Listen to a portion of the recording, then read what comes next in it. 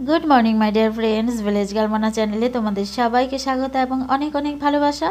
আশা করি বন্ধুরা তোমরা সবাই ভালো আছো, সুস্থ আছো। আমরাও ভালো আছি বন্ধুরা। সকাল সকাল না আজ এক গাদা বাসন নিয়ে বসেছি। গতকাল মায়াদি বলেছে আজ মায়াদি কাজে আসবে না, তাই আমার যতটুকু দরকার আমি রাতেই বাসনগুলো জল দিয়ে ভিজিয়ে রেখেছিলাম। তো কিছু আমার মাজা হয়ে গেছে, শাশুড়িমা উঠে পড়েছেন, তাই মায়ের চাটা আগে বসিয়ে চাটা করে দিয়ে নিয়েছি। তো এবার আমি আস্তে আস্তে বাকি বাসনগুলো সব ধুয়ে নিচ্ছি। আস্তে আস্তে করলে তো হবে না, করতে হবে যথেষ্ট স্পিডে, কারণ আয়েশকে ঘুম পাড়িয়ে রেখে এসেছি। যে কোনো মুহূর্তে ও উঠে পড়বে। সকালবেলায় ওর মুখ ধোয়ানো হয়নি, ধোয়ানো বলতে ওর মুখটা না আমি একটু হালকা গরম জল দিয়ে ন্যাকড়া ভিজিয়ে চোখ মুখটা মুছে দেই, ওই ধোয়ানোর কথাই বলছি। তাহলে ওকে দেখতেও একটু ফ্রেশ ফ্রেশ লাগে, ও অনেকটা আরাম বোধ করে।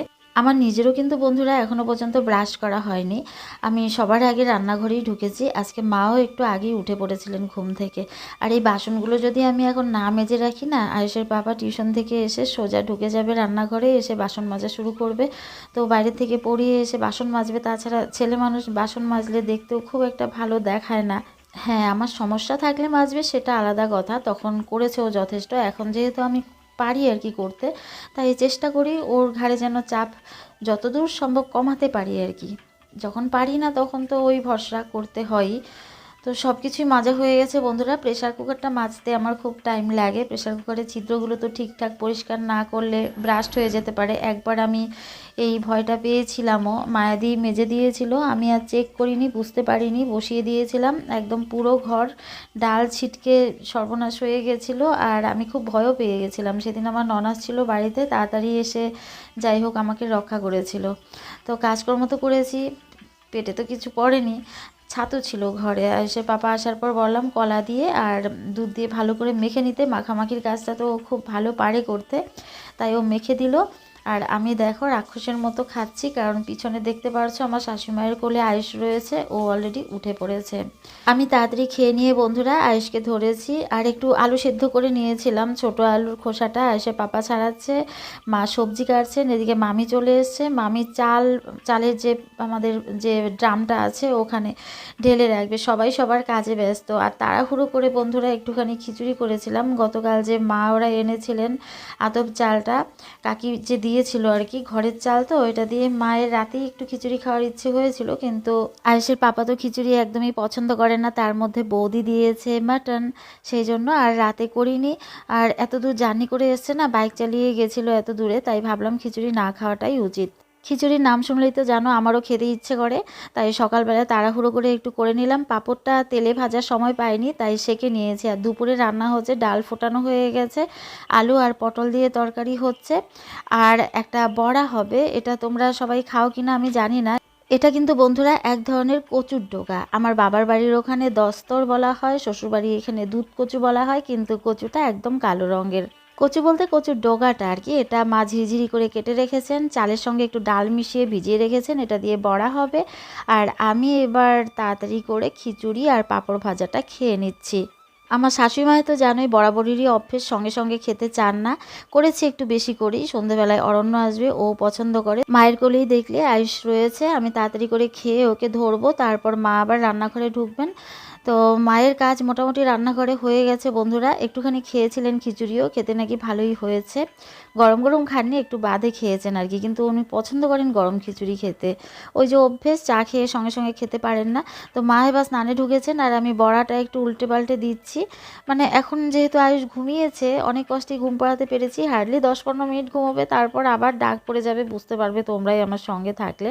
তো বড়াটা নামিয়ে বন্ধুরা আরেকটা কড়াই চাপিয়ে দিয়েছি, আর ভাতটা বসিয়ে দিয়েছি। চলে আসছি সোনা, কি করে মা কাজ করবে? দেখি দেখি দেখি, হাসলে হবে? মা কাজ করবে না? মাকে কাজ করতে দেবে না তুমি? হ্যাঁ, একটু ঘুমিয়ে দেওয়া যায় না? ঠামি কি দিয়ে খাবে? কি একটু চাটনি করি ঠাম্মির জন্য, তাহলে ঠাম্মি খাবে। কি দিয়ে খাবে ঠাম্মি? তুমি একটু ঘুমিয়ে দিয়ে দাও। মা স্নান করবে না? মা তো পাগলি সেজেছে, স্নান নেই, মার সাজু নেই, তোমার পিছনেই টাইম চলে যায়। হাসি আবার হাস, হাত দেয় না মুখে, হাত দেয় না। তুমি চাইলে একটু ঘুমিয়ে দিতে পারো, দেবে না ঘুমিয়ে? পাখিরা সবাই ঘুমিয়ে দিচ্ছে জানো, টিয়া পাখিগুলো ঘুমিয়ে দিচ্ছে। ডাল, বড়া আর আলু পটলের তরকারি হয়েছে। মা তো খান না আলু পটল, তাড়াহুড়ো করে ঘরে আমসত্ত্ব ছিল একটু কেটে রেখেছি, বড়াটা নামিয়ে কড়াইটাও বসিয়েছি, বাস ওই টাইমেই উনি কান্নাকাটি শুরু করে দিয়েছেন। এখন আবার হাসছে। কি করে কাজ করব বলো একে নিয়ে আমি? সোমবার আজকে, পুজো তো কোন বেলায় দিব জানি না, দুপুর গড়িয়ে বিকেল বেলায় গিয়ে সোমবারের পুজো দিই, তাই তো খেয়ে নিই।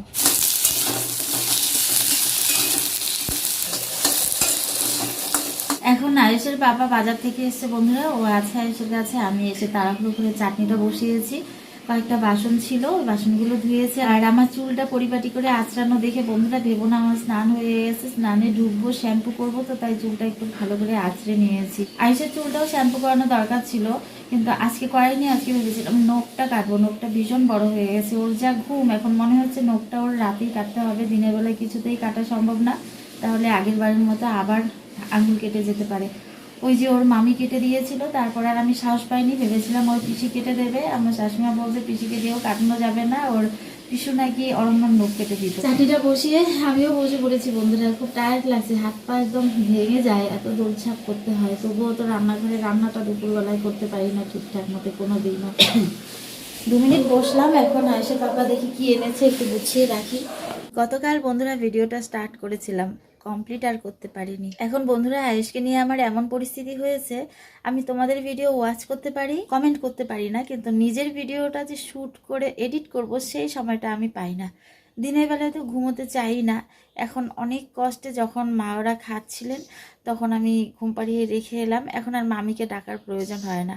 মোটামুটি 10-15 দিন মামি এসে রেখেছিল আমাদের খাওয়ার টাইমে, সবাই মিলে একসঙ্গে খেতাম, ভালো লাগতো, কিন্তু এখন আর সেটা দরকারই হয় না। ও তখন জাগনা থাকে, তো ভাবি যে একটু খাইয়ে ওকে ঘুম পাড়িয়ে দেই, তো ততক্ষণে ওদের খাওয়া হয়ে যায়, আর ডাকি না। আমার খাওয়াটা লেট হয়ে যায়, কি করব, মা হয়েছি, তা না হলে মনে থাকবে কি করে, বাচ্চা কি করে বড় করেছি। আমার কষ্ট হয় না বন্ধুরা, আমি জিনিসটাকে এনজয়ই করি। এই যে রাতের পর রাত ঘুম হয় না, দিনের বেলায় যতটুকু কাজ করি হাওয়ার আগে দৌড়ে করতে হয়, আমার বেশ ভালোই লাগে।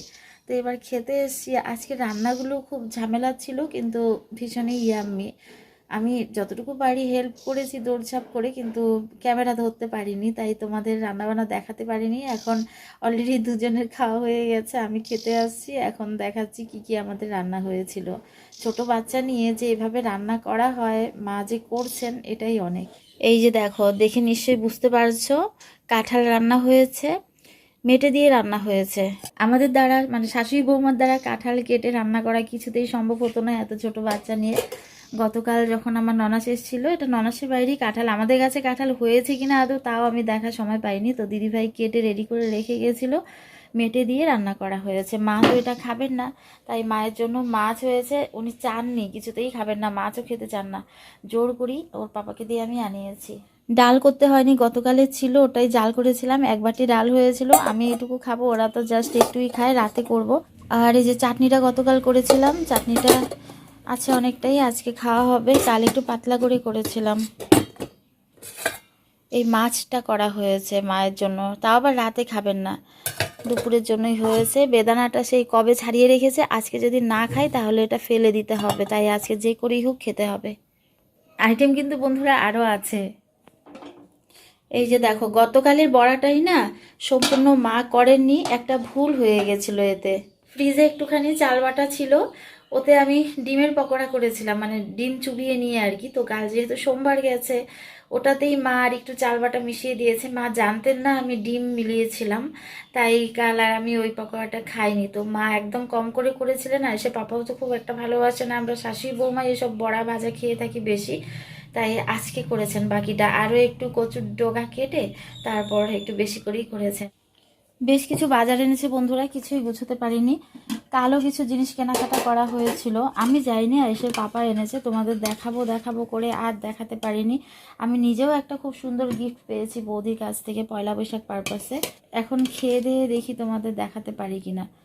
এঁচোড়টা কিন্তু খেতে দারুণ হয়েছে, আর সে পাপা বলেছে, আর তাছাড়া আমাদের তো জানোই শাশুড়ি বৌমার একটা বৈশিষ্ট্য হচ্ছে যে রান্না করি অপরজনকে দিয়ে টেস্ট করাই। তো খেয়ে নেই বন্ধুরা, খিদেও তো পায়, অনেক বেলা হয়ে যায় খেতে খেতে। এছাড়া আমার খুব পছন্দের বন্ধুরা, সেটা নিরামিষই হোক, মেটে দিয়েই হোক, চিংড়ি দিয়েই হোক, আমার ভীষণই ভালো লাগে খেতে। রান্নাটা মা তাড়াহুড়োর মধ্যে করলেও খুব সুন্দর করেছেন, দারুণ হয়েছে, মানে একদম ফার্স্ট ক্লাস। তো খেয়ে দিয়ে যেহেতু একটু সুযোগ পেয়েছি, উনি এখনও আছেন চুপচাপই, তাই আমি বাজারগুলো গুছিয়ে নিচ্ছি। মুড়িটা চালনিতে চেলে কৌটোয় ভরে নিলাম। আর আজকে বাজার এনেছে, এখনকার দিনে তো আর সবজি সেরকম অ্যাভেলেবেল নেই। শীতকালে যেমন সবজির ভ্যারাইটি থাকে, এখন তো আর অত পাওয়া যায় না। তো একটা লাউ এনেছে, সজনে এনেছে, ঝিঙে এনেছে, আর এনেছে দেখি ব্যাগে কি আছে, শশা এনেছে, পটল আছে ঘরে তাই পটল আনতে পারেনি। আর এই যে দেখো রসুন এনেছে, রসুনটা আমাদের নয়, এটা ননাসে বাড়ির জন্য এনেছে, তাই এটা সামনে রাখলাম এখানেই। সেই কবে বেগুন এনেছিলাম বন্ধুরা বাড়ি থেকে, বিতরণ করেও আরো দুটো, নিচে আরো দুটো রয়েছে, দেখলাম 4টে বেগুন রয়ে গেছে। যত হাসি খুশি ছেলে খেলা পেয়েছি, আমার দু পকেটে ভরে নিয়েছি। নাচু নাচু হচ্ছে, ये तो चल रहा है। হাঁটি হাঁটি করছো পিছুর সঙ্গে।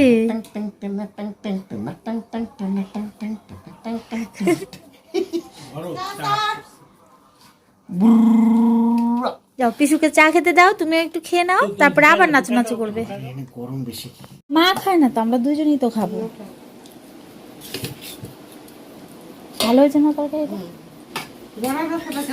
ভালো হয়েছিল, খুবই ভালো হয়েছিল।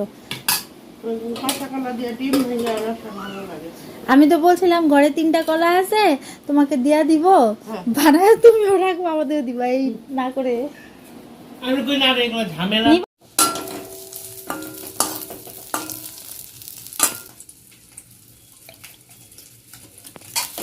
দুপুরের পুরো রান্নাটা বন্ধুরা শত চেষ্টা করেও আর নামাতে পারি না।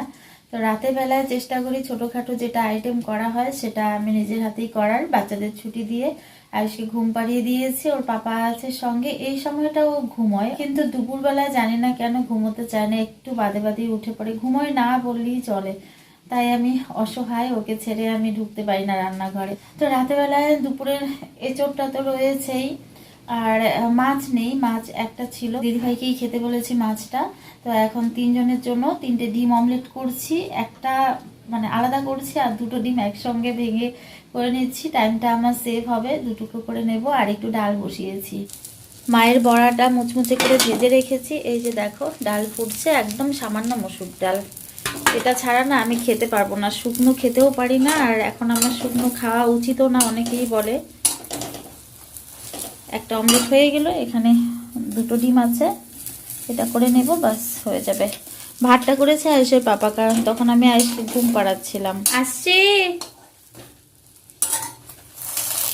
1 মিনিট আসছি।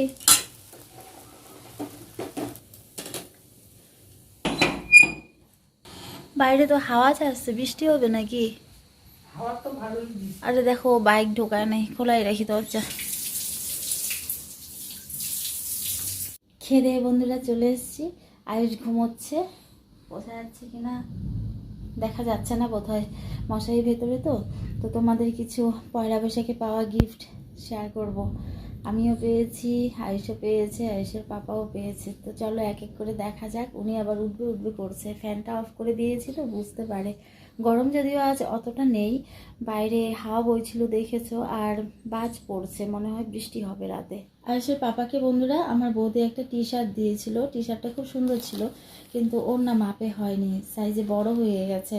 অ্যাকচুয়ালি আগের মাপে কেনা হয়ে গেছিলো, ও কিন্তু আগে আরও মোটা ছিল, এখন অনেকটাই স্লিম হয়েছে। তো বৌদি বিলটা দিয়ে দিয়েছিল যদি মাপের গন্ডগোল হয় চেঞ্জ করে নিতে, তাই ও চেঞ্জ করে পরে এই শার্টটা এনেছে। এই কালারটা খুব পছন্দ ওর, আগের বারও বৌদি যে ওকে পয়লা বৈশাখে একটা শার্ট দিয়েছিল এই কালারেরই ছিল, ওটা এখন নষ্টের পথে, ও রেগুলার ইউজ করেছে অনেক দিন, তো ওই কালারেরই পেয়েছে, ওটাই পরেও নিয়ে এসছে। এটা আর খুলে দেখালাম না, হাফ শার্ট এনেছে গরমে পরার জন্য। আর আয়ুষকে তো জন্মের পর থেকে দিয়েই যাচ্ছে, যত ভালো মানে কালেকশানগুলো ও মামা মামির কাছ থেকেই পেয়েছে। আমি এত তখন কিনতে পারতাম না, তো এবার আরেকটা ড্রেস কিনেছে। বাড়ি গেছি তখন 4-5টা ড্রেস দিল, এবার কেনার কোনো দরকারই ছিল না, তবু আরেকটা ড্রেস কিনেছে, এটাও খুব সুন্দর।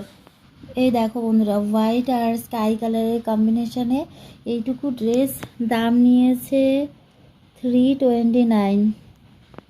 আয়ুষ আরও দুটো ড্রেস গিফট পেয়েছে আমার বড় জায়ের কাছ থেকে। আমার শাশুড়ি মারা যে গিয়েছিলো তখন দিয়ে দিয়েছে। খুব সফট একটা গেঞ্জি সেট, এটার প্যান্টটা আমি পরিয়েছি আজকে, কাঁচা হয়েছিল। আরেকটা এই যে দেখো, এটারও প্যান্টটা পরানো হচ্ছে। প্যান্টগুলো না পরে ছোট হয়ে যায়, এটা অনেক বড়, ও মোটামুটি বছর দেড়েকের হয়ে পড়তে পারবে, তাই এটা আর কাচতে দিইনি, এটা রেখে দিচ্ছি। আর আমাকে বৌদি খুব সুন্দর একটা গিফট করেছে। বিয়ের আগে থেকেই আমার জন্য যে জিনিসটাই কেনে না বৌদি খুব ইউনিক থাকে, আমার খুব পছন্দ হয়। আমাকে প্রচুর দেয়, আমিই দিতে পারি না, জানি না আদৌ কোনোদিন দেওয়ার সামর্থ্য হবে কি না। এই দেখো বন্ধুরা, আমার পছন্দের পিঙ্ক কালারেরই কিনেছে, তো এটার দাম নিয়েছে দেখো 699, মানে 700। ভীষণই পছন্দ হয়েছে আমার, খুব সফট কাপড়টা। আর খুললাম না বন্ধুরা, এত রাতে খুললে ভাঁজ করতে হবে, সময় লাগবে, আমি যখন গায়ে দেব তখন তো দেখবেই। আয়েশের পাপা বন্ধুরা গতকাল আরেকটা জিনিস কিনে এনেছে। অনেক দিন আগে দুর্গাপুজো পারপাসে আমার ভাই ওকে টাকা দিয়েছিল, তো ওই টাকা দিয়ে ও এখনো পর্যন্ত কিছু কেনেনি, কিনবে করতে করতে গতকাল কিছু একটা কিনেছে। তো চলো দেখা যাক, আমি নিজেও দেখি। এই দেখো, ও কিনেছে, ওর জন্য জুতো কিনেছে, জুতো খারাপ হয়ে গেছে। এই দেখো বন্ধুরা, একটা জুতোই খুলে দেখালাম, আরেকটা খুললাম না, খুললেই দেরি হবে। তো এটা প্রাইস নিয়েছে 640। অনেক দিন থেকে কিনবে করছে, ওর কাছে আরও টাকা আছে ভাইয়ের দেওয়া, ওটা দিয়ে আমি বললাম যে একটা হাফ শার্ট কিনে নাও আরেকটা ভালো দেখে। বলেছে তো কিনবে, সেটা যে কবে কিনবে আমিও এখন বেরোতে পারি না। জুতোতে ধরেছি বন্ধুরা, হাতটা ধুয়ে এলাম, তো বাইরেও বৃষ্টি শুরু হয়ে গেছে। আজকে বেশ আরামেই ঘুমানো যাবে, ফ্যান হয়তো দরকারই পড়বে না। তো কাল আবার দেখা হচ্ছে বন্ধুরা নতুন ভিডিওতে। তোমরা সবাই ভালো থেকো, সুস্থ থেকো, পাশে থেকো। আজকে যেন সবাইকে টাটা বাই বাই।